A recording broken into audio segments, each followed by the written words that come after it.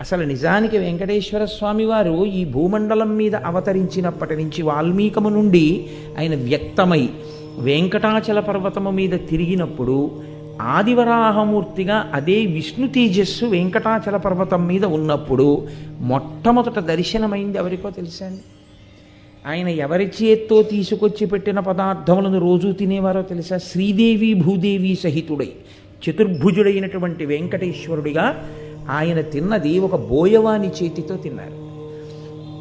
మీరు కావాలంటే స్కాందపురాణం పరిశీలనం చేయండి.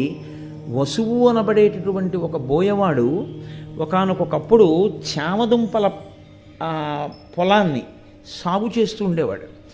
ఆయన చామదుంపలు వేసి ఆయన కుటీరం ఓ చెట్టు కింద ఉండేది, అంతే. ఓ చిన్న పందిర్లో ఉండేవాడు ఆయన. ఆయనకి భార్య కుమారులు. ఆయన రోజు కాసి ఆ చెట్టుకే మీరు